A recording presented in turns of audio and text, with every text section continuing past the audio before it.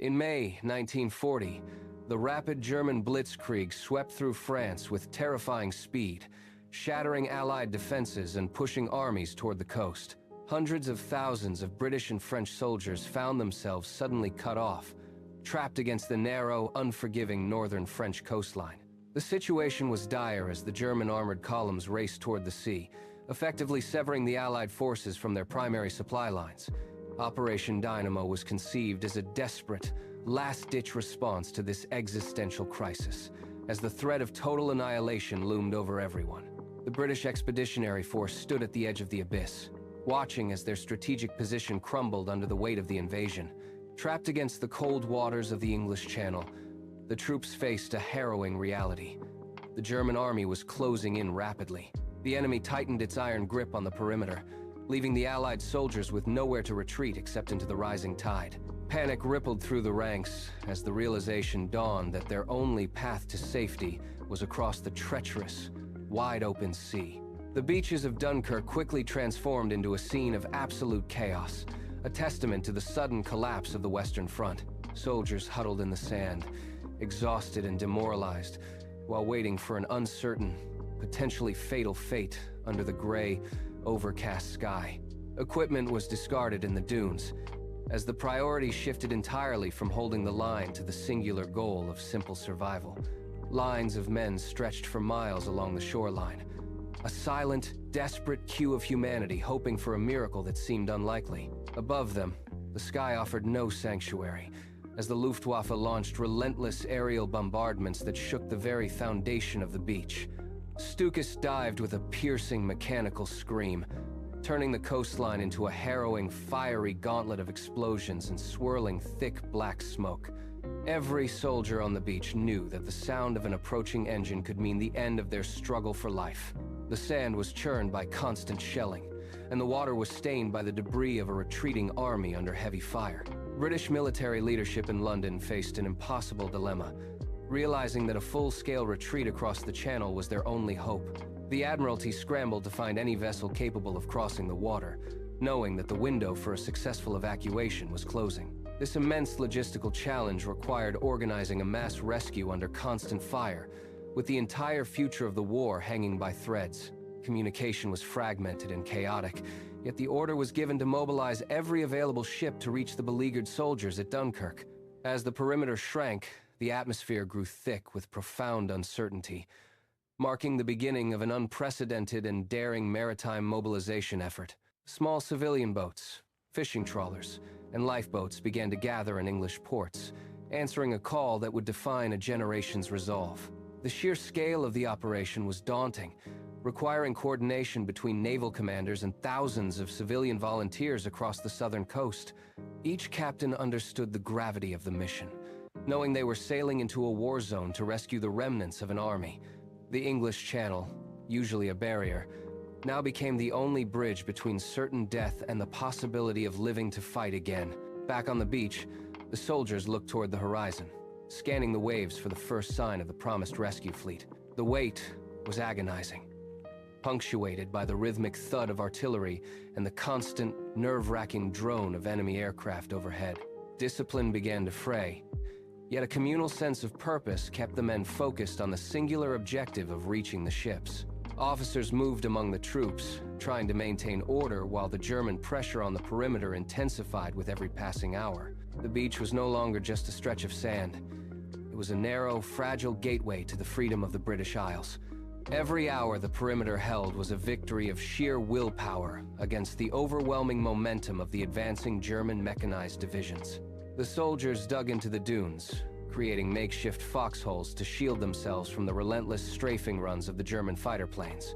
The air was filled with the smell of cordite and the sound of distant, muffled explosions that signaled the ongoing ground battle. Despite the overwhelming odds, a strange, quiet determination settled over the men as they prepared for the final, dangerous dash offshore.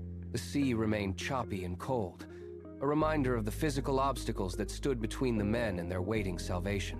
In London, the War Cabinet monitored the reports with bated breath, knowing that the loss of this army would be catastrophic. The evacuation was not just a military maneuver. It was a desperate gamble to save the core of the British fighting force. Naval destroyers moved into position, their guns firing in support of the troops while small boats shuttled men from the shallow water. The coordination required to load thousands of men under fire was a feat of engineering and courage that defied conventional military logic.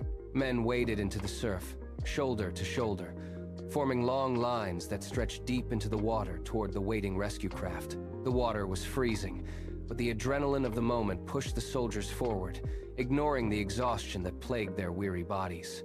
Some boats were hit, sending plumes of water into the air, yet others moved in to take their place without hesitation or pause. The sight of the small boats arriving was a beacon of hope for the men who had spent days under the constant bombardment.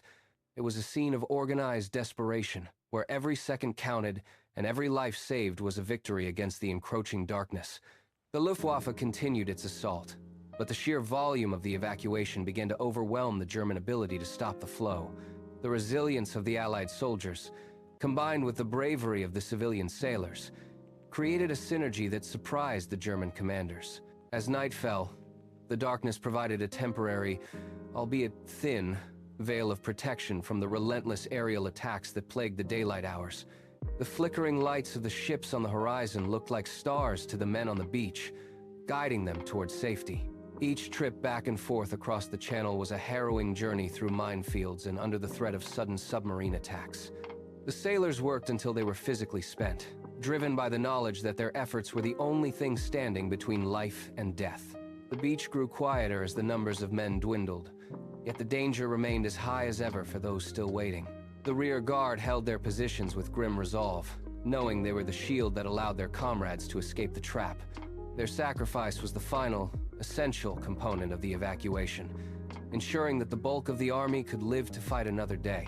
The tide shifted, both literally and figuratively, as the evacuation reached its peak intensity during the final, critical days of the operation.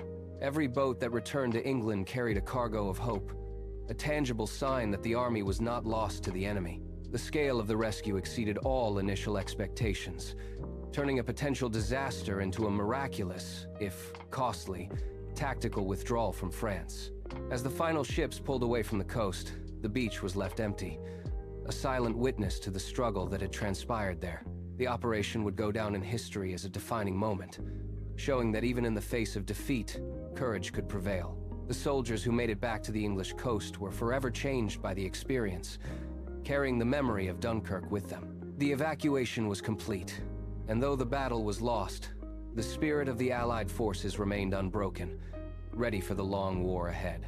As the situation reached a breaking point, the British Admiralty issued an urgent call for help, sparking an unprecedented maritime mobilization. The call went out across the radio waves, reaching every corner of the British coast, from busy harbors to quiet private docks. A diverse flotilla of civilian vessels, ranging from fishing boats to pleasure yachts, answered the call to cross the treacherous English Channel. Owners of these small craft did not hesitate, immediately preparing their vessels for a journey that promised nothing but extreme danger. These little ships joined the Royal Navy destroyers, forming a makeshift rescue fleet that defied the dangers of the open sea. The sight of such a varied collection of boats, all heading toward the war zone, was a testament to the urgency of the moment. Navigating through hazardous minefields and shallow waters, these brave volunteers faced the constant threat of being spotted by enemy aircraft. The channel was notoriously difficult to navigate even in peacetime, but now it was a gauntlet of shifting sands and hidden naval mines. Every captain had to remain vigilant, watching the horizon for the telltale silhouettes of German patrol boats or the roar of engines. The Luftwaffe launched relentless attacks on the evacuation zone, turning the beaches of Dunkirk into a scene of fire and smoke. Stukas dived from the clouds with a terrifying scream, dropping bombs that sent plumes of sand and debris high into the air. Soldiers on the beach could only huddle in the dunes, praying that the next wave of aircraft would miss their crowded positions. Despite the intense pressure and the loss of many vessels, the civilian crews pressed forward to reach the stranded Allied soldiers. They knew that every trip they made back to the beach meant hundreds of lives saved from the encroaching German ground forces.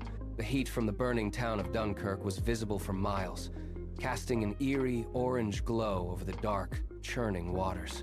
Small boats ferried thousands of men from the exposed sandbanks to the larger transport ships waiting safely in deeper waters offshore. The process was agonizingly slow, requiring soldiers to wade out into the chest-deep water while under constant fire from the shore. Volunteers worked tirelessly, pulling exhausted men from the surf and packing them into the hulls of their small, overloaded wooden boats. The coordination between the military and the civilian volunteers defied all expectations, turning a desperate retreat into a logistical triumph.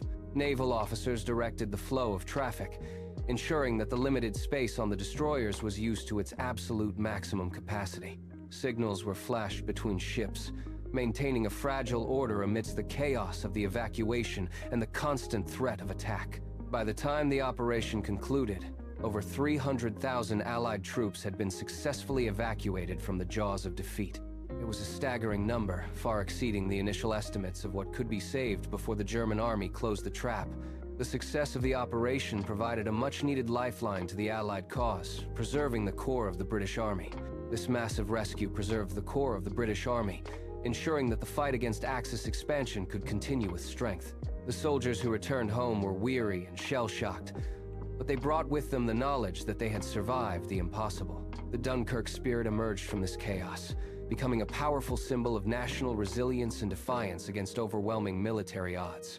It was a collective realization that even in the darkest hour, the people of Britain could come together to defy tyranny. Ultimately, the Miracle of Dunkirk transformed a potential catastrophe into a rallying cry that defined the British resolve for the war. The evacuation became a cornerstone of the national identity, proving that courage could indeed overcome the most daunting of circumstances.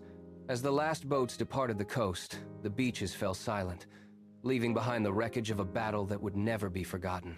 The legacy of the little ships would live on, serving as a reminder of the power of ordinary people in extraordinary times. History books would later record the event as a turning point, not just in military strategy, but in the morale of the nation. The sacrifice made by those who did not return was honored by the survival of those who made it back to safety. Dunkirk was not a victory in the traditional sense, but it was a triumph of the human spirit against the machinery of war. The images of the evacuation, captured in grainy film and photographs, remain etched in the collective memory of the entire world.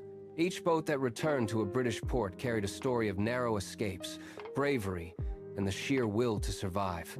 The logistical feat required precise timing, as the tides and the weather played a crucial role in the success of the mission.